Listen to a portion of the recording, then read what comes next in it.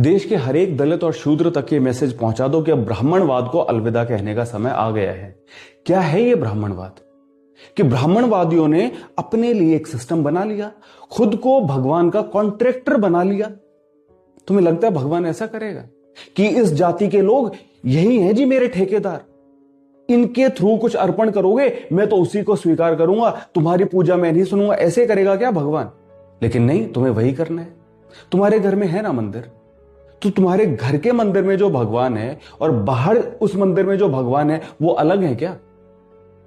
नहीं, लेकिन तुम्हें उसी मंदिर में जाना है जहां पे तुम कभी पुजारी नहीं बन सकते, जहां पे तुम्हें नीची नजर से देखा जाता है, जहां ब्राह्मणवाद है, जहां जातिवाद निहित है, जिसमें उसी में घुसना है तुम्हें।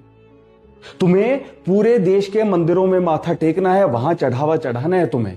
ये तुम्हारा जो है ना डर, इसी डर का धंधा है सारा, इसी डर की वजह से गुलामी है।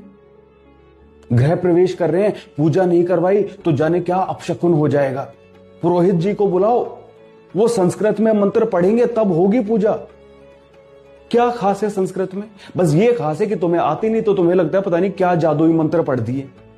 अरे संस्कृत भी एक भाषा है। उसी बात को तुम हिंदी में कह दोगे कि भगवान मैं तुझे सब अर्पण कर रहा हूं और मेरा ख्याल रखना, तो भगवान हिंदी भी तो समझता होगा। फिर शादी करवानी है, उसमें फेरे करवाएंगे पुरोहित जी। क्यों करवाने हैं फेरे? स्पेशल मैरिज एक्ट में शादी करो, एक बार रजिस्ट्रेशन हो गई, एक दिन अपना कोई रिसेप्शन रख लो, रिसेप्शन में स्टेज लगा लो, स्टेज पे जयमाला कर लो, हो गया। कभी तुम्हें फिर मुंडन करवाना है, उसके लिए पुरोहित जी आएंगे। किसी की डेथ हो गई तो तुम ब्राह्मणों को भोज करवाओगे ताकि उनकी आत्मा को शांति मिल जाए, यानी तुम ब्राह्मणों को खाना खिलाओगे तब आत्मा को शांति मिलेगी। ऐसा होगा क्या भगवान?